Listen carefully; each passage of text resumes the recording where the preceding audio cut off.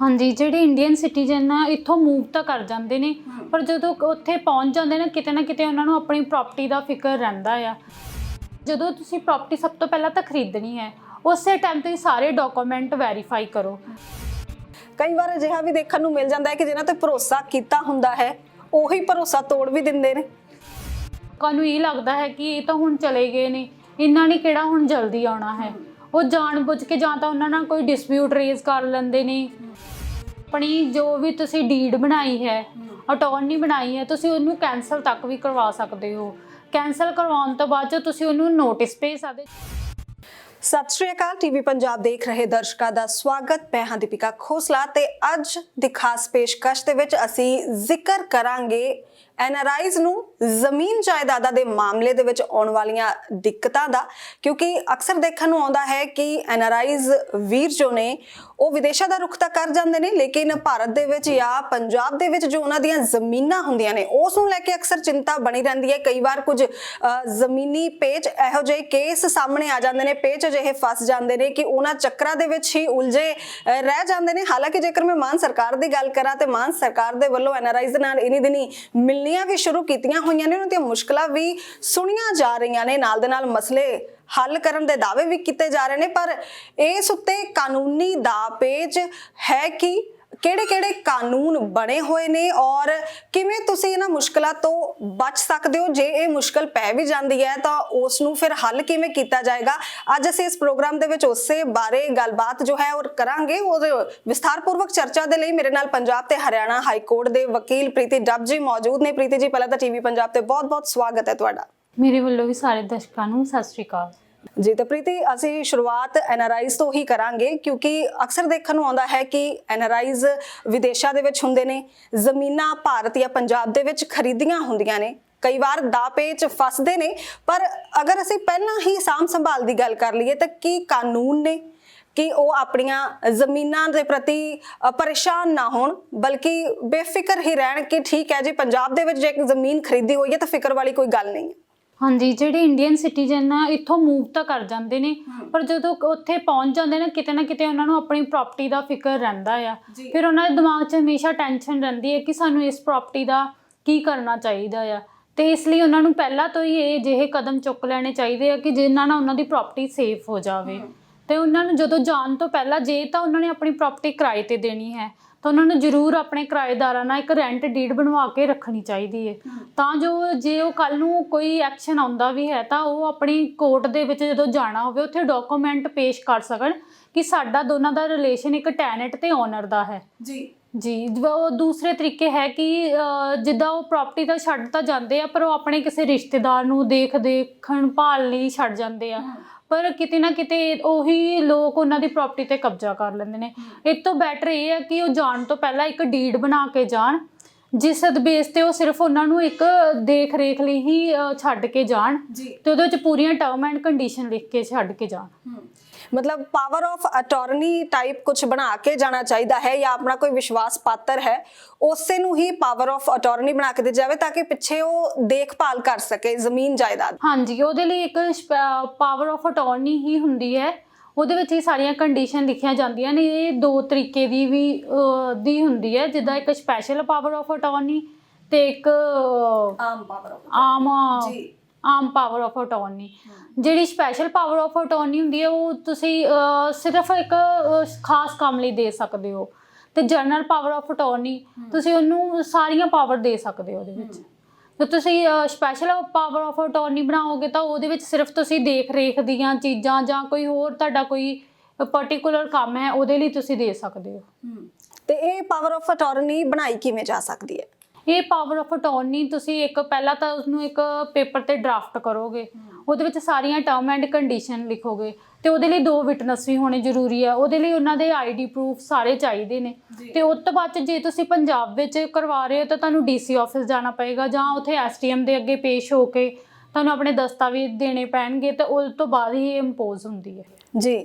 ਤਾਂ ਬਿਲਕੁਲ ਅੱਗੇ ਇਹ ਵੀ ਦੇਖਣ ਨੂੰ ਆਉਂਦਾ ਹੈ ਕਿ ਲੋਕ ਵਿਦੇਸ਼ਾਂ ਦੇ ਵਿੱਚ ਹੁੰਦੇ ਨੇ, ਠੀਕ ਹੈ, ਔਰ ਇੱਥੇ ਪ੍ਰੋਪਰਟੀ ਖਰੀਦਣੀ ਚਾਹੁੰਦੇ ਨੇ, ਤਾਂ ਫਿਰ ਉਸ ਕੇਸ ਦੇ ਵਿੱਚ ਕੀ ਕੀਤਾ ਜਾ ਸਕਦਾ ਹੈ? ਉਸ ਕੇਸ ਵਿੱਚ ਉਹਨਾਂ ਨੂੰ ਜਨਰਲ ਪਾਵਰ ਆਫ ਅਟਾਰਨੀ ਬਣਾ ਕੇ ਦੇਣੀ ਪੈਂਦੀ ਹੈ, ਉਹਨੂੰ ਪ੍ਰੋਪਰ ਰਾਈਟ ਦੇਣੇ ਪੈਂਦੇ ਨੇ ਕਿ ਉਹ ਪ੍ਰੋਪਰਟੀ ਸੇਲ ਪਰਚੇਜ਼ ਕਰ ਸਕੇ। ਤੇ ਉਹਦੇ ਤੋਂ ਬਾਅਦ ਵਿੱਚ ਤੁਸੀਂ ਜਦੋਂ ਤੁਹਾਡਾ ਉਹ ਕੰਮ ਕੰਪਲੀਟ ਹੋ ਜਾਵੇ, ਤੁਸੀਂ ਉਸ ਤੋਂ ਬਾਅਦ 'ਚ ਉਸ ਅਟਾਰਨੀ ਨੂੰ ਕੈਂਸਲ ਵੀ ਕਰਵਾ ਸਕਦੇ ਹੋ। ਜੀ ਬਿਲਕੁਲ। ਤੇ ਜਿਸ ਤਰ੍ਹਾਂ ਇਹ ਵੀ ਹੁੰਦਾ ਹੈ ਕਿ ਕਈ ਵਾਰ ਬੰਦੇ ਨੇ ਬਿਆਨਾ ਦਿੱਤਾ ਹੁੰਦਾ ਹੈ, ਪਰ ਰਜਿਸਟਰੀ ਕਰਾਉਣ ਦੇ ਲਈ ਉਹ ਵਿਅਕਤੀ ਮੌਕੇ ਉੱਤੇ ਮੌਜੂਦ ਨਹੀਂ ਹੁੰਦਾ। ਕਈ ਵਾਰ ਐਮਰਜੈਂਸੀ ਅਜਿਹੀ ਆ ਜਾਂਦੀ ਹੈ ਕਿ ਜਾਣਾ ਪੈਂਦਾ ਹੈ, ਵਾਪਸ ਵਿਦੇਸ਼ ਜਾਣਾ ਪੈਂਦਾ ਹੈ, ਤਾਂ ਫਿਰ ਉਸ ਸਥਿਤੀ ਦੇ ਵਿੱਚ ਉਹ ਪੈਸਾ ਡੁੱਬੇਗਾ ਜਾਂ ਫਿਰ ਰਜਿਸਟਰੀ ਕੋਈ ਹੋਰ ਵੀ ਕਰਵਾ ਸਕਦਾ ਹੈ? ਹਾਂਜੀ, ਕਈ ਵਾਰ ਜਦੋਂ ਪ੍ਰਾਪਰਟੀ ਖਰੀਦਦੇ ਨੇ, ਬਿਆਨਾ ਕਰ ਲੈਂਦੇ ਨੇ, 2-3 ਮਹੀਨੇ ਦਾ ਵਿੱਚ ਟਾਈਮ ਪੈ ਜਾਂਦਾ ਹੈ, ਪਰ ਇਨ ਕੇਸ ਉਹਨਾਂ ਨੂੰ ਜਾਣਾ ਪੈ ਜਾਂਦਾ ਹੈ, ਉਸ ਟਾਈਮ ਉਹ ਆਪਣੀ ਅਟਾਰਨੀ ਹੀ ਬਣਾ ਕੇ ਆਪਣੇ ਕਿਸੇ ਰਿਲੇਟਿਵ ਨੂੰ ਜਾਂ ਆਪਣੇ ਕਿਸੇ ਫਰੈਂਡ ਨੂੰ ਦੇ ਕੇ ਜਾ ਸਕਦੇ ਆ ਕਿ ਉਸ ਤੋਂ ਬਾਅਦ ਵਿੱਚ ਜਿਹੜੇ ਬਾਕੀ ਸਾਰਾ ਪ੍ਰੋਸੈਸ ਆ ਉਹ ਕਰ ਸਕਦੇ ਨੇ।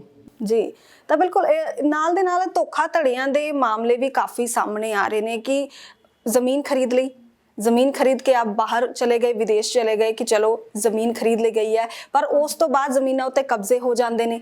ਨਾਮ ਕਿਸੇ ਦੇ ਹੁੰਦੀ ਹੈ ਜ਼ਮੀਨ, ਪਰ ਐਗਜ਼ੈਕਟਲੀ ਮੌਕੇ ਉੱਤੇ ਨਾਮ ਕਿਸੇ ਦਾ ਬੋਲ ਰਿਹਾ ਹੁੰਦਾ ਹੈ। ਅਜਿਹੀ ਸਥਿਤੀ ਦੇ ਵਿੱਚ ਫਿਰ ਕੀ ਕੀਤਾ ਜਾ ਸਕਦਾ? ਜਦੋਂ ਇਸ ਤਰੀਕੇ ਹੁੰਦਾ ਹੈ ਤਾਂ ਜਦੋਂ ਤੁਸੀਂ ਪ੍ਰਾਪਰਟੀ ਸਭ ਤੋਂ ਪਹਿਲਾਂ ਤਾਂ ਖਰੀਦਣੀ ਹੈ, ਉਸੇ ਟਾਈਮ ਤੇ ਸਾਰੇ ਡਾਕੂਮੈਂਟ ਵੈਰੀਫਾਈ ਕਰੋ ਕਿ ਉਸ ਪਰਸਨ ਦੇ ਨਾਮ ਤੇ ਹੈ ਵੀ ਹੈ ਪ੍ਰਾਪਰਟੀ ਜਾਂ ਨਹੀਂ ਹੈ।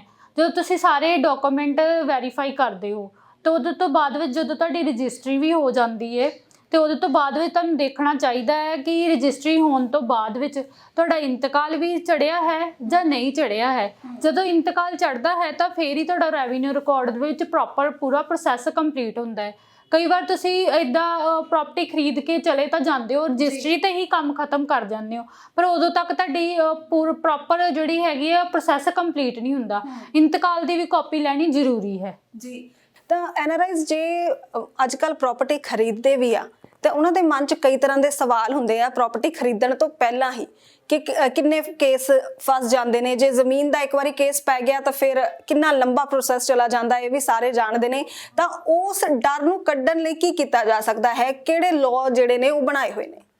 ਜਦੋਂ ਤਾਂ ਇਸ ਪਰਪਸ ਦੇ ਲਈ ਐਨਆਰਆਈਜ਼ ਦੇ ਲਈ ਬਹੁਤ ਸਾਰੇ ਲਾਅ ਬਣਾਏ ਹੋਏ ਆ, ਸਪੈਸ਼ਲ ਕਮਿਸ਼ਨ ਬਣੇ ਹੋਏ ਆ ਤੇ ਸਪੈਸ਼ਲ ਕੋਟਾ ਤੱਕ ਬਣੀਆਂ ਹੋਈਆਂ ਕਿ ਉਹਨਾਂ ਦਾ ਕੰਮ ਨਾ ਲਮਕੇ ਤਾਂ ਜੋ ਕਿ ਜਲਦੀ ਤੋਂ ਜਲਦੀ ਮੁੱਕ ਜਾਵੇ। ਇਸ ਕਰਕੇ ਕੋਰਟਸ ਵੀ ਬਣੀਆਂ ਹੋਈਆਂ, ਉਹਨਾਂ ਨੂੰ ਫਾਸਟ ਟਰੈਕ ਦੇ ਤਰੀਕੇ ਹੀ ਕੰਮ ਕਰਦੀਆਂ ਨੇ ਤੇ ਉਹਨਾਂ ਦੇ ਲਈ ਹੀ ਸਪੈਸ਼ਲ ਕੋਰਟ ਸਰਕਾਰ ਵੱਲੋਂ 2-3 ਹਰੇਕ ਡਿਸਟ੍ਰਿਕਟ ਦੇ ਵਿੱਚ ਬਣਾਈਆਂ ਹੋਈਆਂ ਨੇ। ਜੀ, ਤਾਂ ਬਿਲਕੁਲ ਇਹ ਵੀ ਜਾਣਨਾ ਚਾਹਾਂਗੇ ਕਿ ਇੱਦਾਂ ਦੇ ਮਾਮਲੇ ਆ ਕਿੰਨੇ ਕੁ ਜਾਂਦੇ ਨੇ, ਕਿਉਂਕਿ ਅਗਰ ਐਨਆਰਆਈਜ਼ ਦੀ ਗੱਲ ਕੀਤੀ ਜਾਵੇ ਤਾਂ ਅਕਸਰ ਦੇਖਣ ਸੁਣਨ ਨੂੰ ਮਿਲ ਜਾਂਦਾ ਹੈ ਕਿ ਪ੍ਰਾਪਰਟੀਜ਼ ਨੂੰ ਲੈ ਕੇ ਖਾਸ ਤੌਰ ਉੱਤੇ ਕਈ ਮਾਮਲੇ ਸਾਹਮਣੇ ਆ ਜਾਂਦੇ ਨੇ। ਕਿੰਨੇ ਕੁ ਫੀਸਦ ਲੋਕ ਨੇ ਜਿਹੜੇ ਇਹਦਾ ਸ਼ਿਕਾਰ ਬਣਦੇ ਨੇ?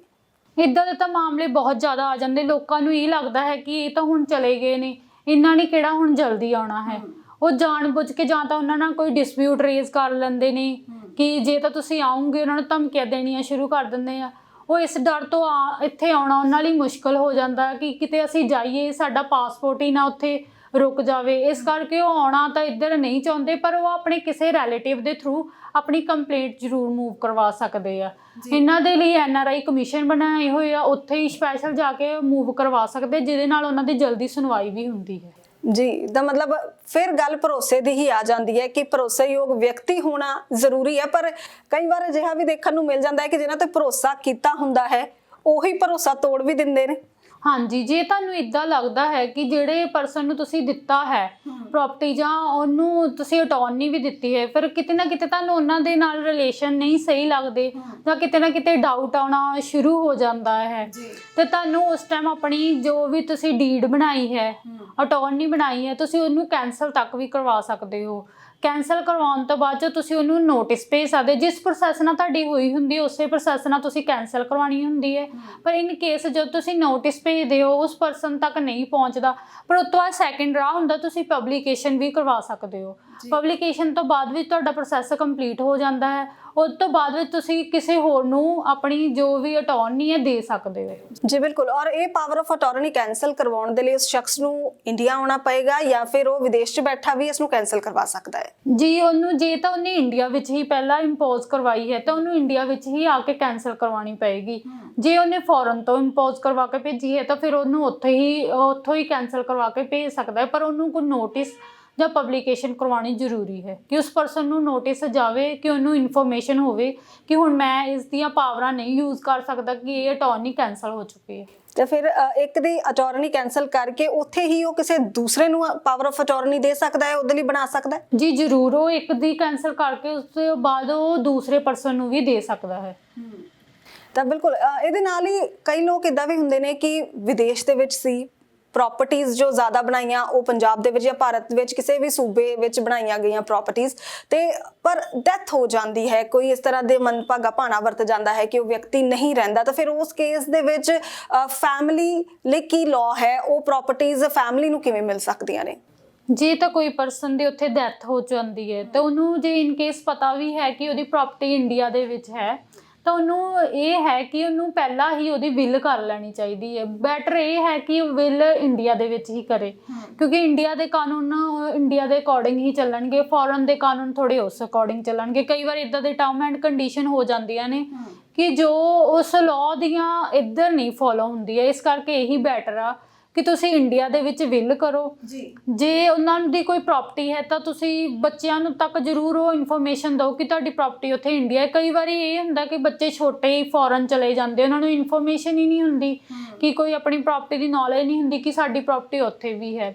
ਜੇ ਇਨ ਕੇਸ ਇੱਥੇ ਪ੍ਰਾਪਰਟੀ ਹੈ ਤਾਂ ਉਹ ਆ ਕੇ ਆਪਣੀ ਪ੍ਰਾਪਰਟੀ ਦੇ ਅੱਗੇ ਵਿਰਾਸਤ ਚੜਾ ਸਕਦੇ ਆ, ਇੰਤਕਾਲ ਚੜਾ ਸਕਦੇ ਆਪਣੇ ਡਾਕੂਮੈਂਟ ਦੇ ਕੇ। ਉਹ ਜਿਹੜੀ ਵਿਰਾਸਤੀ ਪ੍ਰਾਪਰਟੀ ਉਹ ਤਾਂ ਉਹਨਾਂ ਦੇ ਓਬਵੀਅਸਲੀ ਨਾਮ ਤਾਂ ਚੜੇਗੀ, ਪਰ ਕੁਝ ਪ੍ਰੋਸੈਸ ਉਹਨਾਂ ਨੂੰ ਕਰਨਾ ਪਵੇਗਾ ਉਹਦੇ ਲਈ। ਜੀ ਬਿਲਕੁਲ। ਤੇ ਜੇ ਕਿਸੇ ਫਾਦਰ ਨੇ ਆਪਣੇ ਬੱਚਿਆਂ ਦੇ ਨਾਮ ਪ੍ਰਾਪਰਟੀ ਕਰਵਾਉਣੀ ਹੈ, ਜੋ ਪ੍ਰਾਪਰਟੀ ਉਸਨੇ ਇੱਥੇ ਪਹਿਲਾਂ ਖਰੀਦੀ ਸੀ, ਤਾਂ ਉਸ ਨੂੰ ਇੰਡੀਆ ਦੇ ਵਿੱਚ ਆ ਕੇ ਹੀ ਉਹ ਵਿਲ ਬਣਾਉਣੀ ਪਏਗੀ, ਜਾਂ ਮਤਲਬ ਉਹ ਪ੍ਰਾਪਰਟੀ ਆਪਣੇ ਬੱਚਿਆਂ ਦੇ ਨਾਮ ਕਰਨੀ ਪਏਗੀ, ਜਾਂ ਉੱਥੋਂ ਵੀ ਕੋਈ ਪ੍ਰੋਸੈਸ ਫੋਲੋ ਹੋ ਸਕਦਾ ਹੈ? ਜੇ ਤਾਂ ਉਹ ਉੱਥੋਂ ਹੀ ਕਰਵਾਉਣਾ ਚਾਹੁੰਦਾ ਹੈ ਤਾਂ ਫਿਰ ਤਾਂ ਉਹਨੂੰ ਮਤਲਬ ਕਿ ਉੱਧਰ ਦੇ ਕਾਨੂੰਨ ਦੇ ਅਕੋਰਡਿੰਗ ਹੋ ਤਾਂ ਜਾਏਗੀ, ਬਟ ਉਹ ਇੱਧਰ ਆ ਕੇ ਫੋਲੋ ਪ੍ਰੋਪਰ ਨਹੀਂ ਹੋ ਪਾਏਗੀ। ਕਿਉਂਕਿ ਇਸ ਤੋਂ ਬੈਟਰ ਇਹੀ ਹੈ ਕਿ ਉਹ ਇੰਡੀਆ ਆਵੇ, ਜਦੋਂ ਵੀ ਕਿਤੇ ਉਹ ਆਵੇ, ਜਦੋਂ ਉਹਦਾ ਗੇੜਾ ਲੱਗਦਾ ਤਾਂ ਉਹ ਆਪਣੇ ਪ੍ਰਾਪਰਟੀ ਦੇ ਜ਼ਰੂਰ ਕੰਮ ਜਿਹੜੇ ਵੀ ਹੈਗੇ ਆ ਉਹ ਇੱਥੇ ਜ਼ਰੂਰ ਆ ਕੇ ਉਹਦੇ ਨਾਮ ਕਰਵਾ ਕੇ ਜਾਵੇ। ਵੈਸੇ ਵੀ ਜਿਹੜਾ ਬਲੱਡ ਰਿਲੇਸ਼ਨ ਦੇ ਵਿੱਚ ਪ੍ਰਾਪਰਟੀ ਤੁਸੀਂ ਕਿਸੇ ਦੇ ਨਾਮ ਕਰਦੇ ਹੋ, ਉਹਦੇ ਵਿੱਚ ਕੋਈ ਤੁਹਾਡਾ ਖਰਚਾ ਨਹੀਂ ਹੁੰਦਾ, ਸਰਕਾਰ ਵੱਲੋਂ ਪਹਿਲਾਂ ਹੀ ਉਹ ਚੀਜ਼ਾਂ ਮਾਫ ਕੀਤੀਆਂ ਹੋਈਆਂ ਨੇ।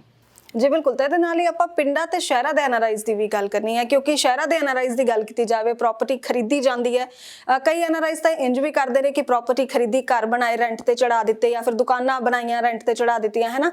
ਔਰ ਜੇ ਪਿੰਡਾਂ ਦੀ ਗੱਲ ਕੀਤੀ ਜਾਵੇ, ਪਿੰਡਾਂ ਦੇ ਵਿੱਚ ਮੋਸਟਲੀ ਫਾਰਮ ਹਾਊਸ ਵਗੈਰਾ ਬਣੇ ਆਪਾਂ ਦੇਖ ਲੈਂਦੇ ਹਾਂ, ਜਾਂ ਫਿਰ ਠੇਕੇ ਉੱਤੇ ਜ਼ਮੀਨਾਂ ਦਿੱਤੀਆਂ ਹੁੰਦੀਆਂ ਨੇ, ਜਾਂ ਕਈ ਪਲਾਟ ਇੰਜੀ ਪਏ ਹੁੰਦੇ ਨੇ, ਜ਼ਮੀਨ ਇੰਜੀ ਪਈ ਹੁੰਦੀ ਹੈ, ਉਹਨਾਂ ਤੇ ਕਬਜ਼ਾ ਜਲਦੀ ਹੋ ਜਾਂਦਾ ਹੈ, ਜਾਂ ਇਸ ਤਰ੍ਹਾਂ ਦੇ ਕੇਸ ਉੱਥੋਂ ਜ਼ਿਆਦਾ ਦੇਖਣ ਨੂੰ ਮਿਲਦੇ ਨੇ। ਫਿਰ ਉਸ ਸਿਚੁਏਸ਼ਨ ਦੇ ਵਿੱਚ ਕਿਵੇਂ ਹੈਂਡਲ ਕੀਤਾ ਜਾ ਸਕਦਾ ਹੈ?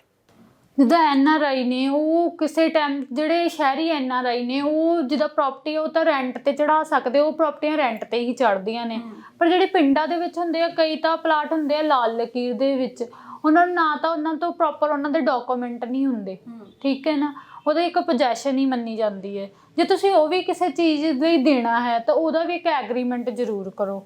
ਤੇ ਐਗਰੀਮੈਂਟ ਕਰਨ ਦੇ ਬਾਵਜੂਦ ਕਿਸੇ ਟਾਈਮ ਤੁਸੀਂ ਐਗਰੀਮੈਂਟ ਨਹੀਂ ਕਰਕੇ ਜਾਂਦੇ, ਤੁਹਾਡੇ ਮਾਈਂਡ 'ਚ ਨਹੀਂ ਉਸ ਟਾਈਮ ਆਉਂਦਾ ਹੈਗਾ, ਤੇ ਜੇ ਤੁਹਾਡੇ ਕੋਈ ਪਰਸਨ ਤੁਹਾਡੇ ਉਸ ਚੀਜ਼ਾਂ ਦਾ ਬੈਨੀਫਿਟ ਲੈ ਰਿਹਾ ਆ, ਤੁਹਾਡਾ ਫਾਰਮ ਹਾਊਸ ਯੂਜ਼ ਕਰ ਰਿਹਾ, ਤੁਹਾਡੀ ਐਗਰੀਕਲਚਰ ਲੈਂਡ ਯੂਜ਼ ਕਰ ਰਿਹਾ ਆ, ਤੁਸੀਂ ਉਸ ਟਾਈਮ ਉਹ ਜਿੰਨੇ ਵੀ ਬੈਨੀਫਿਟ ਉਸ ਪਰਸਨ ਨੇ ਲਏ ਆ, ਤੁਸੀਂ ਉਸ ਚੀਜ਼ ਦੇ ਲਈ ਸਪੈਸ਼ਲ ਕੇਸ ਜ਼ਰੂਰ ਕੋਰਟ 'ਚ ਪਾ ਸਕਦੇ ਹੋ। ਤੇ ਉਹਨੇ ਜਿੰਨੇ ਬੈਨੀਫਿਟ ਉਹਨੇ ਲਏ ਆ ਉਸ ਟਾਈਮ ਤੱਕ, ਜਿੰਨਾ ਉਹਨੇ ਉਸ ਪ੍ਰਾਪਰਟੀ ਤੋਂ ਕਮਾਇਆ ਆ, ਉਹ ਕੋਰਟ ਦੇ ਥਰੂ ਤੁਸੀਂ ਵਾਪਸ ਵੀ ਲੈ ਸਕਦੇ ਹੋ। ਜੀ। ਤਾਂ ਬਿਲਕੁਲ ਇਹਦੇ ਨਾਲ ਹੀ ਜੇ ਪਾਵਰ ਆਫ ਅਟਾਰਨੀ ਦੀ ਆਪਾਂ ਗੱਲ ਕਰਦੇ ਹਾਂ, ਇੱਕ ਵਿਅਕਤੀ ਨੂੰ ਪਾਵਰ ਆਫ ਅਟਾਰਨੀ ਦਿੱਤੀ ਹੋਈ ਹੈ, ਉਹ ਵਿਅਕਤੀ ਇੱਕ ਜਗ੍ਹਾ ਤੇ ਰਹਿ ਰਿਹਾ ਹੈ, ਮੰਨ ਲਓ ਕਿ ਉਹ ਜਲੰਧਰ ਦੇ ਵਿੱਚ ਰਹਿ ਰਿਹਾ ਹੈ, ਪਰ ਜ਼ਮੀਨ ਜੋ NRI ਨੇ ਖਰੀਦੀ ਹੋਈ ਹੈ ਉਹ ਵੱਖਰੇ ਵੱਖਰੇ ਜ਼ਿਲ੍ਹਿਆਂ ਦੇ ਵਿੱਚ ਖਰੀਦੀ ਹੋਈ ਹੈ, ਜਾਂ ਵੱਖਰੇ ਵੱਖਰੇ ਸੂਬਿਆਂ ਦੇ ਵਿੱਚ ਖਰੀਦੀ ਹੋਈ ਹੈ। ਫਿਰ ਉਸ ਕੰਡੀਸ਼ਨ ਦੇ ਵਿੱਚ ਕੀ ਕੀਤਾ ਜਾ ਸਕਦਾ ਹੈ?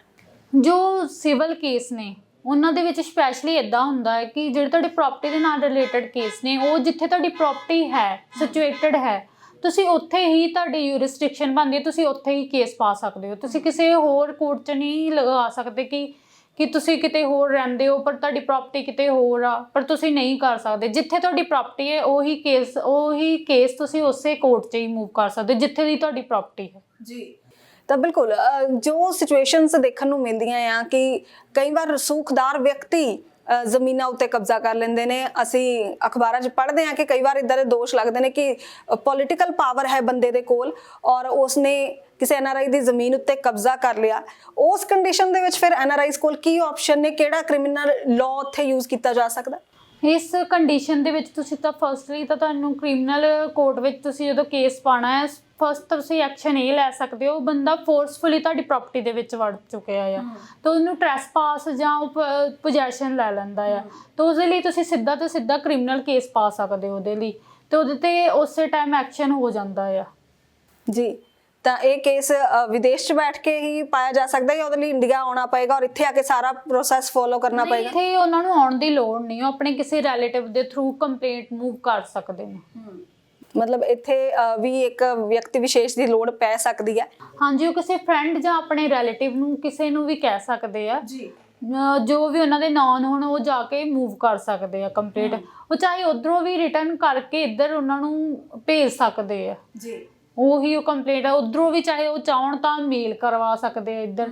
ਉਸ ਤਰੀਕੇ ਵੀ ਅੱਜ ਕੱਲ ਤਾਂ ਬਹੁਤ ਡਿਜੀਟਲ ਹੋ ਚੁੱਕਿਆ ਆ, ਕਾਫੀ ਚੀਜ਼ਾਂ ਤੁਹਾਡੀਆਂ ਆਨਲਾਈਨ ਹੀ ਸੋਲਵ ਹੋ ਜਾਂਦੀਆਂ ਆ ਜੀ।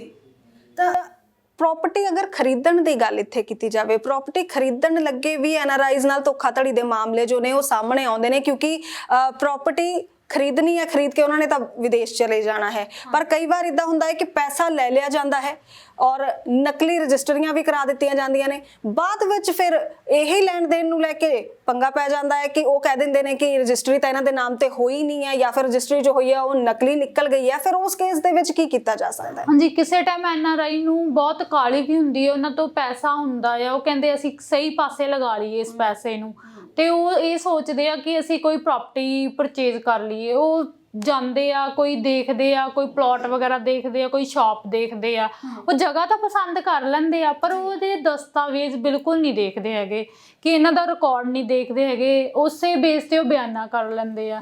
ਫਿਰ ਬਾਅਦ ਵਿੱਚ ਉਹਨਾਂ ਨੂੰ ਦੇਖਦੇ ਆ ਕਿ ਉਹਦੀ ਜਿਹੜੀ ਪ੍ਰਾਪਰਟੀ ਹੈ, ਜਿਹੜਾ ਪਰਸਨ ਉਹਨਾਂ ਨੂੰ ਦੇ ਰਿਹਾ ਆ, ਉਹ ਰੀਅਲ 'ਚ ਓਨਰ ਹੈ ਹੀ ਨਹੀਂ ਉਸ ਚੀਜ਼ ਦਾ। ਫਿਰ ਉਹਨਾਂ ਨੂੰ ਉਸ ਤੋਂ ਬਾਅਦ ਵਿੱਚ ਜਾਣ ਦੀ ਉੱਥੋਂ ਦੀ ਕਾਹਲੀ ਵੀ ਹੁੰਦੀ ਹੈ ਕਿ ਕਾਫੀ ਟਾਈਮ ਉਹਨਾਂ ਦਾ ਇਹਨਾਂ ਚੀਜ਼ਾਂ ਦੇ ਭੱਜ ਦੌੜ 'ਚ ਨਿਕਲ ਜਾਂਦਾ ਆ। ਉਸ ਤੋਂ ਬਾਅਦ ਵਿੱਚ ਜੇ ਉਹਨਾਂ ਨੇ ਜਾਣਾ ਵੀ ਹੈ, ਪਹਿਲਾਂ ਤਾਂ ਕੰਪਲੇਂਟ ਜ਼ਰੂਰ ਕਰਕੇ ਜਾਣ, ਫਿਰ ਕਿਸੇ ਆਪਣੇ ਭਰੋਸੇਮੰਦ ਜਾਂ ਕਿਸੇ ਰਿਲੇਟਿਵ ਨੂੰ ਦੇ ਕੇ ਜਾਣ ਕਿ ਉਹ ਅੱਗੇ ਇਸ ਚੀਜ਼ ਦੀ ਸੁਣਵਾਈ ਜ਼ਰੂਰ ਕਰਦੇ ਰਹਿਣ। ਇਹਦੇ ਲਈ ਉਹ ਸਿਵਲ ਕੋਰਟ 'ਚ ਵੀ ਕੇਸ ਪਾ ਸਕਦੇ ਆ ਸਪੈਸੀਫਿਕ ਪਰਫਾਰਮੈਂਸ ਦਾ, ਕਿਉਂਕਿ ਉਹ ਇੱਕ ਕੰਟਰੈਕਟ ਕਰਦੇ, ਉਹ ਬ੍ਰੀਚ ਕਰਦੇ ਆ, ਉਹਦੀ ਕੰਡੀਸ਼ਨ ਨਹੀਂ ਫੁੱਲਫਿਲ ਹੁੰਦੀਆਂ, ਤੇ ਉਹਦੇ ਰਿਗਾਰਡਿੰਗ ਵੀ ਉਹ ਕਰ ਸਕਦੇ ਆ। ਨਾਲ ਦੀ ਨਾਲ ਕ੍ਰਿਮੀਨਲ ਕੇਸ ਜ਼ਰੂਰ ਪਾਉਣ, ਕਿਉਂਕਿ ਉਹਨਾਂ ਦਾ ਇੱਕ ਬ੍ਰੀਚ ਆਫ ਟਰਸਟ ਹੋਇਆ ਹੁੰਦਾ। ਇੱਦਾਂ ਬਹੁਤ ਸਾਰੇ ਐਨਆਰਆਈਜ਼ ਨੂੰ ਇੱਦਾਂ ਦੀ ਚੀਜ਼ਾਂ ਦਾ ਫੇਸ ਕਰਨਾ ਪੈਂਦਾ ਆ, ਤੇ ਉਹਦੇ ਲਈ ਸਪੈਸ਼ਲ FIR ਵੀ ਕਰਵਾਉਣ, ਤੇ ਐਨਆਰਆਈ ਸੈੱਲ ਬਣੇ ਹੋਏ ਆ, ਉੱਥੇ ਜਾ ਕੇ ਉਹ ਕੰਪਲੇਂਟ ਆਪਣੀ ਮੂਵ ਕਰਨ ਕਿ ਜਿੰਨੀ ਜਲਦੀ ਹੋ ਸਕੇ ਕਿ ਉਹਨਾਂ ਦਾ ਉਹ ਚੀਜ਼ ਲਟਕਦੀ ਨਾ ਰਵੇ, ਜੋ ਉਹਨਾਂ ਨੇ ਕਮਾਇਆ ਆ ਉਹਨਾਂ ਨੂੰ ਵਾਪਸ ਵੀ ਮਿਲ ਸਕੇ। ਜੀ, ਪਰ ਕਾਨੂੰਨ ਤਾਂ ਬਹੁਤ ਬਣੇ ਹੋਏ ਨੇ, ਹੈ ਨਾ, ਆਪਾਂ ਕਹਿ ਵੀ ਦਿੰਦੇ ਆ ਕਿ ਇੰਨੇ ਕਾਨੂੰਨ ਨੇ, ਤੁਸੀਂ ਉਹਨੂੰ ਫੋਲੋ ਕਰ ਸਕਦੇ ਹੋ, ਤੁਹਾਨੂੰ ਇਨਸਾਫ ਮਿਲ ਜਾਏਗਾ, ਪਰ ਇੱਕ ਧਾਰਨਾ ਵੀ ਬਣ ਚੁੱਕੀ ਹੈ ਕਿ ਕਿਹੜਾ ਅਦਾਲਤਾਂ ਦੇ ਗੇੜੇ ਕੱਢੇਗਾ, ਕਿਹੜਾ ਪੁਲਿਸ ਵਾਲਿਆਂ ਨਾਲ ਜਾ ਕੇ ਮੱਥਾ ਮਾਰੇਗਾ, ਸੁਣਨਾ ਤਾਂ ਕਿਸੇ ਨੇ ਹੈ ਨਹੀਂ। ਇਹ ਵੀ ਸੋਚ ਹੈ ਔਰ ਲੋਕ ਅਕਸਰ ਕਹਿ ਦਿੰਦੇ ਕਿ ਖਹਿੜਾ ਛੱਡੋ, ਇਹ ਵੀ ਚੀਜ਼ਾਂ ਚੱਲਦੀਆਂ ਨੇ। ਇਸ ਨੂੰ ਕਿਵੇਂ ਦੇਖਦੇ ਹੋ, ਇਸ ਨੂੰ ਕਿਵੇਂ ਖਤਮ ਕੀਤਾ ਜਾਵੇ? ਨਹੀਂ, ਜੇ ਤੁਸੀਂ ਇਹੀ ਪਹਿਲਾਂ ਤੋਂ ਹੀ ਤੁਹਾਡੀ ਇਹ ਧਾਰਨਾ ਬਣ ਚੁੱਕੀ ਹੈ ਕਿ ਸਾਡਾ ਕੋਈ ਇਨਸਾਫ ਨਹੀਂ ਹੋਣਾ ਹੈਗਾ, ਫਿਰ ਤਾਂ ਤੁਸੀਂ ਪਹਿਲਾਂ ਤੋਂ ਹੀ ਡਰ ਕੇ ਹੀ ਚੱਲੋਗੇ। ਜੇ ਤੁਸੀਂ ਤੁਹਾਡੇ ਤੋਂ ਸਾਰੀਆਂ ਚੀਜ਼ਾਂ ਹੈਗੀਆਂ ਆ, ਪਹਿਲਾਂ ਜੇ ਤੁਸੀਂ ਕੋਈ ਵੀ ਕੰਮ ਕਰਨਾ ਆ, ਉਹਨੂੰ ਪਹਿਲਾਂ ਰਿਟਨ ਦੇ ਵਿੱਚ ਇੱਕ ਡਾਕੂਮੈਂਟ ਦੇ ਵਿੱਚ ਜ਼ਰੂਰ ਕਰੋ। ਜੇ ਕੱਲ ਨੂੰ ਇਨ ਕੇਸ ਤੁਹਾਨੂੰ ਉਹਦੀ ਜ਼ਰੂਰਤ ਵੀ ਪੈਂਦੀ ਹੈ, ਤੁਸੀਂ ਆਪਣੇ ਡਾਕੂਮੈਂਟ ਨਾਲ ਲਗਾ ਸਕੋ ਕਿ ਇਹ ਚੀਜ਼ ਮੇਰੇ ਨਾਲ ਵਾਪਰੀ ਹੈ। ਤੇ ਉਹਦੇ ਤੋਂ ਬਾਅਦ ਵਿੱਚ ਜੇ ਤੁਸੀਂ ਸਹੀ ਪ੍ਰੋਸੈਸ ਦੇ ਨਾਲ ਚੱਲੋਗੇ ਤਾਂ ਤੁਹਾਨੂੰ ਇੰਨੇ ਜ਼ਿਆਦਾ ਗੇੜੇ ਕੱਢਣ ਦੀ ਜ਼ਰੂਰਤ ਨਹੀਂ ਹੈਗੀ ਜੀ। ਤੁਹਾਡੀ ਉਹ ਗੱਲ ਜ਼ਰੂਰ ਸੁਣੀ ਜਾਏਗੀ। ਸਾਰੀ ਚੀਜ਼ ਜੋ ਕੋਰਟਾਂ ਵੀ ਨੇ, ਠੀਕ ਹੈ, ਉਹ ਵੀ NRI ਦੇ ਲਈ ਸਪੈਸ਼ਲ ਬਣ ਚੁੱਕੀਆਂ ਨੇ, ਉਹਦੇ ਵਿੱਚ ਵੀ ਕੇਸਾਂ ਦਾ ਨਿਪਟਾਰਾ ਜ਼ਰੂਰ ਹੁੰਦਾ ਹੈ ਜੀ। ਤਾਂ ਬਿਲਕੁਲ ਇੱਥੇ ਆਪਾਂ ਪ੍ਰਾਪਰਟੀ ਖਰੀਦਣ ਦੇ ਤਾਂ ਚਲੋ ਆਪਾਂ ਕਰ ਦਿੱਤਾ ਕਿ ਸਾਵਧਾਨੀ ਪਹਿਲਾਂ ਹੀ ਵਰਤੋ ਤਾਂ ਕਿ ਬਾਅਦ ਵਿੱਚ ਇਸ ਤਰ੍ਹਾਂ ਫਸਣ ਦੀ ਜ਼ਰੂਰਤ ਹੀ ਨਾ ਪਵੇ। ਪਰ ਜਦੋਂ ਪ੍ਰਾਪਰਟੀ ਵੇਚਣੀ ਹੁੰਦੀ ਹੈ, ਕਈ ਵਾਰੀ ਉੱਥੇ ਵੀ ਚੱਕਰ ਪੈ ਜਾਂਦੇ ਨੇ। ਪ੍ਰਾਪਰਟੀ ਵੇਚਣ ਦੇ ਟਾਈਮ ਕੀ ਸਾਵਧਾਨੀਆਂ ਵਰਤਣ ਦੀ ਲੋੜ ਹੈ? ਹਾਂ, ਜਦੋਂ ਪ੍ਰਾਪਰਟੀ ਵੇਚਣੀ ਹੈ ਤਾਂ ਉਸ ਤੋਂ ਪਹਿਲਾਂ ਤੁਸੀਂ ਵੇਚਣ ਤੋਂ ਪਹਿਲਾਂ ਆਪਣੇ ਡਾਕੂਮੈਂਟ ਨੂੰ ਪ੍ਰੋਪਰ ਕਢਵਾ ਲਵੋ, ਠੀਕ ਹੈ। ਜੇ ਤੁਸੀਂ ਪ੍ਰਾਪਰਟੀ ਨੂੰ ਪਹਿਲਾਂ ਹੀ ਡਾਕੂਮੈਂਟ ਸਾਰੇ ਤੋਂ ਹੀ ਜਿਹੜੇ ਤਹਿਸੀਲ ਤੋਂ ਨਿਕਲਣੇ ਨੇ, ਪਟਵਾਰੀਆਂ ਦੇ ਤੁਹਾਡੇ ਬਾਅਦ ਵਿੱਚ ਗੇੜੇ ਲੱਗਣੇ ਨੇ, ਉਹ ਪਹਿਲਾਂ ਹੀ ਤੁਸੀਂ ਡਾਕੂਮੈਂਟ ਲੈ ਲਓ, ਆਪਣੀ ਰਜਿਸਟਰੀ ਆਪਣੇ ਹੱਥ ਵਿੱਚ ਰੱਖੋ। ਜੇ ਇਨ ਕੇਸ ਤੁਹਾਨੂੰ ਵਿੱਚ ਵਿਚਾਲੇ ਕਿਤੇ ਜਾਣਾ ਵੀ ਪੈਂਦਾ ਹੈ, ਤੁਸੀਂ ਉਹਦੇ ਲਈ ਅਟਾਰਨੀ ਬਣਾ ਕੇ ਕਿਸੇ ਪਰਸਨ ਨੂੰ ਦੇ ਸਕਦੇ ਹੋ ਕਿ ਉਹਨੂੰ ਰਾਈਟ ਦੇ ਸਕਦੇ ਹੋ ਕਿ ਉਹ ਤੁਹਾਡੀ ਪ੍ਰਾਪਰਟੀ ਵੇਚ ਸਕੇ ਬਾਅਦ ਵਿੱਚ ਜੀ। ਤਾਂ ਬਿਲਕੁਲ ਪ੍ਰਾਪਰਟੀ ਵੇਚਣ ਦੇ ਟਾਈਮ ਵੀ ਧੋਖਾਧੜੀ ਹੋਣ ਦੇ ਆਸਾਰ ਹੁੰਦੇ ਨੇ ਵੈਸੇ, ਕਿਉਂਕਿ ਇਹ ਤਾਂ ਅਮੂਮਨ ਕਹਿ ਦਿੱਤਾ ਜਾਂਦਾ ਕਿ ਖਰੀਦਣ ਵੇਲੇ ਬੰਦਾ ਪੌਣ ਪਰਖ ਜ਼ਰੂਰ ਕਰਦਾ ਹੈ, ਵੇਚਣ ਵੇਲੇ ਤਾਂ ਵੇਚਣੀ ਹੁੰਦੀ ਹੈ, ਪਰ ਫਿਰ ਉਹਦੇ ਵਿੱਚ ਕਿਵੇਂ ਕਿਸ ਤਰ੍ਹਾਂ ਦੇ ਕੇਸ ਸਾਹਮਣੇ ਆਉਣ ਦੀਆਂ ਸੰਭਾਵਨਾਵਾਂ ਹੁੰਦੀਆਂ ਨੇ? ਵੇਚਣ ਟਾਈਮ ਤਾਂ ਜਿਹੜਾ ਬੰਦਾ ਇੰਟਰਸਟਡ ਹੋਏਗਾ ਉਹ ਤਾਂ ਓਬਵੀਅਸਲੀ ਖਰੀਦੇਗਾ ਹੀ। ਕੋਈ ਇੰਨਾ ਜ਼ਿਆਦਾ ਤਾਂ ਇਹਦੇ ਵਿੱਚ ਹੈ ਨਹੀਂ ਕਿ ਜਿਹੜੇ ਬੰਦੇ ਨੇ ਲੈਣੀ ਹੈ ਉਹਨੇ ਓਬਵੀਅਸਲੀ ਇੱਕ ਪੇਮੈਂਟ ਪੇ ਕਰਕੇ ਫਿਰ ਹੀ ਚੀਜ਼ ਲੈਣੀ ਹੈ, ਕੋਈ ਇੰਨੇ ਜ਼ਿਆਦਾ ਤਾਂ ਇਸ਼ੂ ਨਹੀਂ ਆਂਦਾ। ਹਾਂ, ਪਰ ਇਹ ਹੈਗਾ ਕਿ ਕਈ ਵਾਰੀ ਤੁਹਾਡਾ ਟਾਈਮ ਜ਼ਰੂਰ ਇਹਨਾਂ ਚੀਜ਼ਾਂ 'ਚ ਲੱਗ ਜਾਂਦਾ ਆ ਕਿ ਤੁਸੀਂ ਤਹਿਸੀਲ 'ਚ ਜਾਣਾ ਹੁੰਦਾ, ਫਿਰ ਉਸ ਤੋਂ ਬਾਅਦ 'ਚ ਰਜਿਸਟਰੀ ਹੋਣੀ ਹੁੰਦੀ, ਤੁਹਾਡੇ ਗੇੜੇ ਲੱਗਦੇ ਆ। ਤੁਸੀਂ ਉਸ ਟਾਈਮ ਦੇ ਵਿੱਚ ਕਿਸੇ ਨੂੰ ਤੁਸੀਂ ਨਹੀਂ ਖੁਦ ਜਾਣਾ ਚਾਹੁੰਦੇ, ਤੁਸੀਂ ਕਿਸੇ ਪਰਸਨ ਨੂੰ ਆਪਣੀ ਅਟਾਰਨੀ ਜ਼ਰੂਰ ਦੇ ਸਕਦੇ ਹੋ ਉਸ ਰਿਗਾਰਡਿੰਗ। ਜੀ, ਤਾਂ ਬਿਲਕੁਲ ਸਵਾਲ ਐਨਆਰਆਈਜ਼ ਦੇ ਮਨਾਂ ਦੇ ਵਿੱਚ ਪ੍ਰਾਪਰਟੀ ਨੂੰ ਲੈ ਕੇ ਕਾਫੀ ਹੁੰਦੇ ਨੇ, ਕਿਉਂਕਿ ਬਾਅਦ ਵਿੱਚ ਵਾਦ ਵਿਵਾਦ ਵੀ ਬੜੇ ਖੜੇ ਹੋ ਜਾਂਦੇ ਇਹਨਾਂ ਨੂੰ ਲੈ ਕੇ। ਔਰ ਪਾਵਰ ਆਫ ਅਟਾਰਨੀ ਤੇ ਜਿਸ ਤਰ੍ਹਾਂ ਆਪਾਂ ਪਹਿਲਾਂ ਜ਼ਿਕਰ ਕੀਤਾ, ਔਰ ਪਾਵਰ ਆਫ ਅਟਾਰਨੀ ਇੱਕ ਵਿਅਕਤੀ ਨੂੰ ਜਿੱਦਾਂ ਸੌਂਪੀ ਗਈ, ਜਿੱਦਾਂ ਤੁਸੀਂ ਦੱਸਿਆ ਵੀ ਕਿ ਉਹ ਤੇ ਵਿਸ਼ਵਾਸ ਨਹੀਂ ਰਿਹਾ ਤਾਂ ਫਿਰ ਦੂਸਰੇ ਨੂੰ ਅਸੀਂ ਪਾਵਰ ਆਫ ਅਟਾਰਨੀ ਦੇ ਸਕਦੇ ਹਾਂ। ਇੱਕ ਟਾਈਮ ਦੇ ਵਿੱਚ ਇੱਕ ਵਿਅਕਤੀ ਨੂੰ ਹੀ ਪਾਵਰ ਆਫ ਅਟਾਰਨੀ ਦਿੱਤੀ ਜਾ ਸਕਦੀ ਹੈ, ਜਾਂ ਫਿਰ ਇਸ ਤਰ੍ਹਾਂ ਵੀ ਹੋ ਸਕਦਾ ਹੈ ਕਿ ਇੱਕ ਟਾਈਮ ਦੇ ਵਿੱਚ ਅਸੀਂ 2 ਵਿਅਕਤੀਆਂ ਨੂੰ ਉੱਥੇ ਪਾਵਰ ਆਫ ਅਟਾਰਨੀ ਦੇ ਸਕਦੇ ਹਾਂ। ਨਹੀਂ, ਇਹ ਪਾਵਰ ਆਫ ਅਟਾਰਨੀ ਤੁਸੀਂ ਇੱਕੋ ਹੀ ਪਰਸਨ ਨੂੰ ਦੇ ਸਕਦੇ ਹੋ। ਉਹਦੇ ਪਾਵਰ ਆਫ ਅਟਾਰਨੀ ਦੇ ਵਿੱਚ ਤੁਹਾਡੇ 2 ਵਿਟਨੈਸ ਜ਼ਰੂਰ ਹੋਣੇ ਜ਼ਰੂਰੀ ਨੇ। ਤੇ ਜ਼ਮੀਨਾਂ ਖਰੀਦਣ ਦੇ ਮਾਮਲੇ ਦੀ ਅਗਰ ਅਸੀਂ ਦੁਬਾਰਾ ਚਰਚਾ ਕਰੀਏ ਤਾਂ ਜ਼ਮੀਨਾਂ ਖਰੀਦਣ ਦੇ ਮਾਮਲੇ ਦੇ ਵਿੱਚ ਕਾਫੀ ਭੰਬਲ ਭੂਸੇ ਜੇ ਕਈ ਵਾਰ ਪਏ ਹੁੰਦੇ ਨੇ, ਕਿਉਂਕਿ ਜ਼ਮੀਨ ਵੇਚਣ ਵਾਲਾ ਕਈ ਵਾਰ ਉਹਦੀ ਖੁਦ ਦੀ ਜ਼ਮੀਨ ਹੁੰਦੀ ਵੀ ਨਹੀਂ ਹੈ। ਫਿਰ ਅਜਿਹੀ ਸਥਿਤੀ ਦੇ ਵਿੱਚ ਕੀ ਕੀਤਾ ਜਾ ਸਕਦਾ ਹੈ? ਅਜਿਹੀ ਸਥਿਤੀ ਦੇ ਵਿੱਚ ਇਹੀ ਕਰਨਾ ਚਾਹੀਦਾ, ਤੁਸੀਂ ਪਹਿਲਾਂ ਡਾਕੂਮੈਂਟ ਉਸ ਪਰਸਨ ਤੋਂ ਜ਼ਰੂਰ ਲਓ। ਉਸ ਡਾਕੂਮੈਂਟ ਨੂੰ ਵੈਰੀਫਾਈ ਜ਼ਰੂਰ ਕਰੋ ਕਿ ਇਸ ਦੇ ਨਾਮ ਤੇ ਬੋਲਦੀ ਹੈ ਜਾਂ ਨਹੀਂ ਬੋਲਦੀ। ਅੱਜ ਕੱਲ੍ਹ ਤਾਂ ਆਨਲਾਈਨ ਹੈ, ਤੁਸੀਂ ਆਨਲਾਈਨ ਇੱਥੋਂ ਤੱਕ ਕਿ ਫਰਦ ਚੈੱਕ ਕਰ ਸਕਦੇ ਹੋ ਕਿ ਜੇ ਤਾਂ ਉਸ ਪਰਸਨ ਦੇ ਨਾਮ ਤੇ ਬੋਲਦੀ ਹੈ ਤੁਹਾਨੂੰ ਉਹਦਾ ਰਿਕਾਰਡ ਮਿਲ ਜਾਏਗਾ। ਜੋ ਰੈਵਨਿਊ ਰਿਕਾਰਡ ਹੈ ਉਹ ਹਰ ਥਾਂ ਤੇ ਅਵੇਲੇਬਲ ਹੈ, ਤੇ ਤੁਸੀਂ ਉਸ ਤੋਂ ਬਾਅਦ ਵਿੱਚ ਉਸ ਪ੍ਰਾਪਰਟੀ ਦੀ ਰਜਿਸਟਰੀ ਲਓ। ਪਰ ਕਿਸੇ ਟਾਈਮ ਲਾਲ ਲਕੀਰ ਦੀ ਪ੍ਰਾਪਰਟੀ ਹੁੰਦੀ ਹੈ, ਉਹਦਾ ਕੋਈ ਫਰਦ ਵਗੈਰਾ ਨਹੀਂ ਹੁੰਦੀ, ਪਰ ਫਿਰ ਵੀ ਤੁਸੀਂ ਉਹਨੂੰ ਵੈਰੀਫਾਈ ਕਰਨ ਦੇ ਲਈ ਉਹਨਾਂ ਦੇ ਕਿਸੇ ਆਲੇ ਦੁਆਲੇ ਵਾਲੇ ਲੋਕਾਂ ਨੂੰ ਜ਼ਰੂਰ ਪੁੱਛੋ ਕਿ ਇਹ ਪ੍ਰਾਪਰਟੀ ਉਸੇ ਪਰਸਨ ਦੀ ਹੈ ਜਾਂ ਕਿਸੇ ਹੋਰ ਦੀ ਹੈ। ਤੇ ਉਹਦੇ ਤੋਂ ਬਾਅਦ ਵੀ ਜੇ ਇੱਕ ਤੁਸੀਂ ਲੀਗਲ ਐਗਰੀਮੈਂਟ ਜ਼ਰੂਰ ਕਰ ਲਵੋ ਉਸ ਪਰਸਨ ਤੋਂ ਦੇ ਨਾਲ ਕਿ ਇਹ ਪ੍ਰਾਪਰਟੀ ਦਾ ਜੋ ਆਲੇ ਦੁਆਲੇ ਦੀ ਸਾਰਾ ਬਾਉਂਡਰੀ ਹੈ ਉਹਦੇ ਬਾਰੇ ਜ਼ਰੂਰ ਲਿਖੋ ਉਸ ਦਸਤਾਵੇਜ਼ ਦੇ ਵਿੱਚ।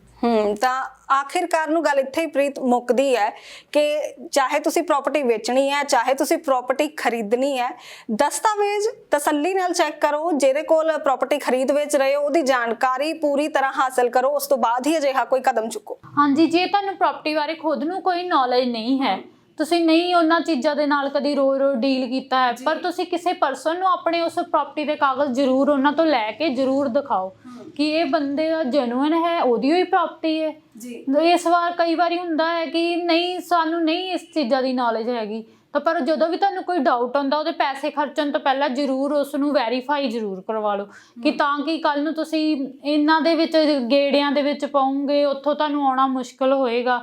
ਇਸ ਤੋਂ ਚੰਗਾ ਇਹੀ ਹੈ ਕਿ ਤੁਸੀਂ ਪਹਿਲਾਂ ਹੀ ਉਹ ਚੀਜ਼ਾਂ ਨੂੰ ਵੈਰੀਫਾਈ ਕਰਵਾ ਲਵੋ। ਜੀ ਬਿਲਕੁਲ। ਤਾਂ ਮੇਰਾ ਆਖਰੀ ਸਵਾਲ ਹੈ ਕਿ ਐਨਆਰਆਈਜ਼ ਨੂੰ ਇਹ ਵੀ ਜ਼ਰੂਰ ਦੱਸੋ ਕਿ ਪਹਿਲਾਂ ਜੋ ਕਾਨੂੰਨ ਵਿਵਸਥਾ ਸੀ ਐਨਆਰਆਈਜ਼ ਨੂੰ ਲੈ ਕੇ ਤੇ ਹੁਣ ਅਗਰ ਮੌਜੂਦਾ ਕਾਨੂੰਨ ਵਿਵਸਥਾ ਦੀ ਗੱਲ ਕੀਤੀ ਜਾਵੇ, ਕਿੰਨਾ ਕੁ ਭਰੋਸਾ ਜਤਾ ਸਕਦੇ ਨੇ ਕਾਨੂੰਨ ਵਿਵਸਥਾ ਦੇ ਉੱਤੇ? ਜਦੋਂ ਵੀ ਤੁਸੀਂ ਪਹਿਲਾਂ ਤਾਂ ਇਹ ਗੱਲ ਸੀਗੀ ਕਿ ਜਦੋਂ ਐਨਆਰਆਈਜ਼ ਜਾਂਦੇ ਸੀਗੇ ਉਹਨਾਂ ਨੂੰ ਇੰਨੀ ਨੌਲੇਜ ਨਹੀਂ ਸੀ, ਪਰ ਹੁਣ ਦੇ ਜਿਹੜੇ ਐਨਆਰਆਈ ਆ ਉਹ ਵੈਲ ਐਜੂਕੇਟਡ ਨੇ, ਉਹਨਾਂ ਨੂੰ ਪਹਿਲਾਂ ਤੋਂ ਹੀ ਬਹੁਤ ਇਨਫੋਰਮੇਸ਼ਨ ਆ ਕਿ ਜੇ ਉਹਨਾਂ ਨੇ ਕੋਈ ਵੀ ਚੀਜ਼ ਸੇਲ ਪਰਚੇਜ਼ ਕਰਨੀ ਹੈ ਤੇ ਉਹ ਜ਼ਰੂਰ ਪੁੱਛ ਕੇ ਹੀ ਕਰਨ ਕਿ ਉਸ ਚੀਜ਼ਾਂ ਦੇ ਜਾਂ ਤਾਂ ਡਾਕੂਮੈਂਟ ਵੈਰੀਫਾਈ ਕਰਨ। ਉਸ ਤੋਂ ਬਾਅਦ 'ਚ ਦੂਸਰੀ ਗੱਲ ਇਹ ਆ ਜਾਂਦੀ ਹੈ ਕਿ ਜੇ ਤੁਹਾਡੀ ਪ੍ਰਾਪਰਟੀ ਆਲਰੇਡੀ ਇੱਥੇ ਹੈ ਤਾਂ ਤੁਸੀਂ ਉਹ ਚਾਹੁੰਦੇ ਹੋ ਕਿ ਇਹ ਵੀ ਸਾਡੇ ਹੱਥਾਂ ਵਿੱਚ ਰਵੇ, ਤੇ ਉਹਦੇ ਲਈ ਤੁਸੀਂ ਟੇਕ ਕੇਅਰ ਦੇ ਲਈ ਕੋਈ ਪਰਸਨ ਨੂੰ ਛੱਡੋ ਤੇ ਉਹਦੇ ਨਾਲ ਐਗਰੀਮੈਂਟ ਵੀ ਜ਼ਰੂਰ ਕਰੋ। ਉਸ ਤੋਂ ਬਾਅਦ ਵਿੱਚ ਗੱਲ ਆ ਜਾਂਦੀ ਹੈ ਤੁਸੀਂ ਕੋਈ ਪ੍ਰਾਪਰਟੀ ਸੇਲ ਪਰਚੇਜ਼ ਕਰਨੀ ਹੈ ਤੇ ਉਹਦੇ ਲਈ ਵੀ ਤੁਸੀਂ ਇੱਕ ਅਟਾਰਨੀ ਦਿਓ ਕਿ ਜੇ ਕੱਲ੍ਹ ਨੂੰ ਕੋਈ ਪਰਸਨ ਤੁਹਾਡੇ ਨਾਲ ਧੋਖਾਧੜੀ ਕਰਦਾ ਆ, ਤੁਸੀਂ ਕੋਰਟ ਵਿੱਚ ਦੱਸ ਸਕੋ ਕਿ ਇਸ ਪਰਸਨ ਨਾਲ ਮੈਂ ਅਟਾਰਨੀ ਕੀਤੀ ਸੀ, ਉਸ ਤੋਂ ਬਾਅਦ ਵਿੱਚ ਇਹਨੇ ਮੈਨੂੰ ਕੋਈ ਪੇਮੈਂਟ ਨਹੀਂ ਦਿੱਤੀ, ਕੋਈ ਮੇਰੇ ਨਾਲ ਡੀਲਿੰਗ ਨਹੀਂ ਹੋਈ, ਮੈਨੂੰ ਕੋਈ ਆਨਲਾਈਨ ਨਹੀਂ ਪੇਮੈਂਟ ਆਈ, ਕਿਸੇ ਤਰੀਕੇ ਨਹੀਂ ਆਈ। ਇਸ ਤੋਂ ਬੈਟਰ ਇਹੀ ਹੈ ਕਿ ਤੁਸੀਂ ਪਹਿਲਾਂ ਤੋਂ ਹੀ ਉਸ ਚੀਜ਼ਾਂ ਦੇ ਲਈ ਅਵੇਅਰ ਰਹੋ। ਜੀ ਬਿਲਕੁਲ। ਤਾਂ ਇੱਥੇ ਅਸੀਂ ਇਹ ਵੀ ਦੱਸ ਦਈਏ ਕਿ ਘਬਰਾਉਣ ਦੀ ਹੁਣ ਅਜਿਹੀ ਕੋਈ ਲੋੜ ਨਹੀਂ ਹੈ। ਜੇ ਕੋਈ ਅਜਿਹਾ ਮਾਮਲਾ ਪੈ ਵੀ ਜਾਂਦਾ ਹੈ ਤਾਂ ਤੁਸੀਂ ਕਾਨੂੰਨ ਦੀ ਮਦਦ ਲੈ ਸਕਦੇ ਹੋ ਔਰ ਬਿਲਕੁਲ ਅਦਾਲਤਾਂ ਦਾ ਰੁਖ ਵੀ ਕਰ ਸਕਦੇ ਹੋ। ਇਨਸਾਫ ਜੋ ਹੈ ਉਹ ਤੁਹਾਨੂੰ ਜ਼ਰੂਰ ਮਿਲੇਗਾ। ਜੀ, ਹੁਣ ਵਾਲੀਆਂ ਕੋਰਟਾਂ ਵੀ ਬਹੁਤ ਜਲਦੀ ਸੁਣਵਾਈ ਕਰ ਰਹੀਆਂ ਨੇ, ਤਾਂ ਤੁਹਾਨੂੰ ਜਿੰਨੀ ਜਲਦੀ ਹੋ ਸਕੇ ਉਹ ਵੀ ਇਨਸਾਫ ਦੇਣ ਦੇ ਲਈ ਜ਼ਿਆਦਾ ਤੋਂ ਜ਼ਿਆਦਾ ਅੱਗੇ ਐਫਰਟ ਕਰਦੀਆਂ ਨੇ ਕਿ ਤੁਹਾਨੂੰ ਜਿੰਨੀ ਜਲਦੀ ਹੋਵੇ ਕਿ ਤੁਸੀਂ ਇੱਥੋਂ ਦੀ ਛੁਟਕਾਰਾ ਪਾਓ ਤੇ ਤੁਸੀਂ ਆਪਣੇ ਅੱਗੇ ਕੰਮ ਦੇ ਲਈ ਮੂਵ ਕਰ ਸਕੋ। ਜੀ ਬਿਲਕੁਲ, ਮਤਲਬ ਹੁਣ ਰਾਹ ਕਾਫੀ ਸੁਖਾਲੇ ਹੋ ਗਏ ਨੇ, ਇਹ ਕਹਿ ਸਕਦੇ ਹਾਂ ਜੀ। ਤਾਂ ਬਿਲਕੁਲ ਬਹੁਤ ਬਹੁਤ ਸ਼ੁਕਰੀਆ ਜਾਣਕਾਰੀ ਸਾਂਝੀ ਕਰਨ ਦੇ ਲਈ ਜੀ। ਬਿਲਕੁਲ, ਤਾਂ ਟੀਵੀ ਪੰਜਾਬ ਦੇਖ ਰਹੇ ਦਰਸ਼ਕਾਂ ਦਾ ਵੀ ਧੰਨਵਾਦ। ਉਮੀਦ ਕਰਦੇ ਆ ਕਿ ਤੁਹਾਨੂੰ ਇਹ ਪ੍ਰੋਗਰਾਮ ਪਸੰਦ ਆਇਆ ਹੋਵੇਗਾ। ਤੁਸੀਂ ਆਪਣੀ ਰਾਏ ਸਾਨੂੰ ਕਮੈਂਟ ਬਾਕਸ ਦੇ ਵਿੱਚ ਦੇ ਸਕਦੇ ਹੋ। ਔਰ ਫਿਲਹਾਲ ਦਿਓ ਇਜਾਜ਼ਤ ਤੇ ਦੇਸ਼ ਵਿਦੇਸ਼ ਦੀ ਤਾਜ਼ਾ ਜਾਣਕਾਰੀ ਲਈ ਦੇਖਦੇ ਰਹੋ ਟੀਵੀ ਪੰਜਾਬ।